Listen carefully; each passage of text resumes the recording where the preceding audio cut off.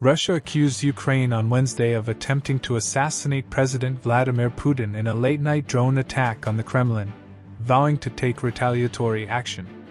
According to a statement from Putin's press service, 2 Ukrainian drones attacked the Kremlin overnight but were shot down by Russia's military and secret services, which it said acted in a timely fashion.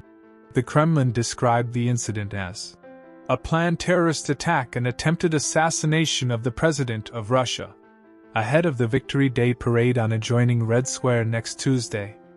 Russia reserves the right to take retaliatory measures where and when it sees fit, the Kremlin said. If confirmed, the apparent attempt on Putin's life and the acknowledgement from the Kremlin would mark an extraordinary admission of Russian vulnerability.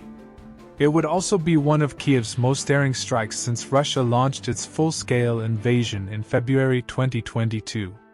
However, Kiev denied any involvement in the attack. Ukraine has nothing to do with the drone attacks on the Kremlin, said Ukrainian presidential advisor Mikhailo Podolyak. He said the claims clearly indicate the preparation of a large-scale terrorist provocation by Russia in the coming days. Putin was not in the building at the time and was working instead from his residence outside Moscow, said his spokesperson Dmitry Peskov. The alleged attack comes as Moscow is braced for a Ukrainian counteroffensive aimed at recapturing lost territory, with dozens of explosions reported in Ukraine and near Russian-occupied Crimea early on Wednesday.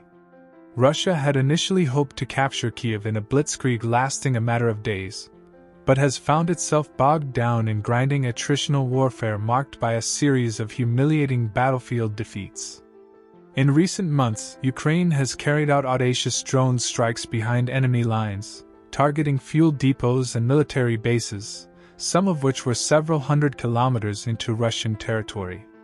While it was not immediately clear on Wednesday whether the alleged attack actually happened, pro-Kremlin accounts on social media posted footage of what appeared to be a drone flying low over Putin's residence, then exploding in a ball of flames.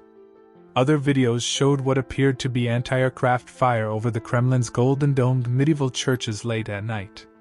The Kremlin said Putin continued to follow his usual work schedule from his residence outside Moscow on Wednesday, and that no casualties or damage were sustained during the alleged attack. Ruslan Pukhov, director of the Center for Analysis of Strategies and Technologies, a Moscow defense think tank, said the drones could have been purchased commercially and outfitted with explosives. He added that a Ukrainian group working covertly in Russia could have launched the drones from somewhere near Moscow, thus helping them to evade detection by flying them over a shorter distance. The small number of drones used suggested the attack was unlikely to be state-backed, he added. Ukraine also has the capability to fly a drone all the way to Moscow, according to a Ukrainian engineer who builds drones to military specs. It's not difficult to build a drone with an 800 kilometers range, aiming it is the difficult task, he said. Earlier this year, pictures emerged of 2 Panzer air defense systems in the Kremlin, as well as others at the defense ministry's nearby headquarters in Moscow. Russia also installed Panzers at Putin's official home outside Moscow, a bucolic residence in the north of the country, and a ski resort near the Black Sea where he spends time, according to Russian independent media. The Ukrainian engineer said the Russian air defense's apparent failure to stop the drones may have been the result of visibility limitations at night. During the day, anti-aircraft systems use optical sights, so hitting a drone is easy, but at night they are not easy targets, he added. For more updates, subscribe Newswise now.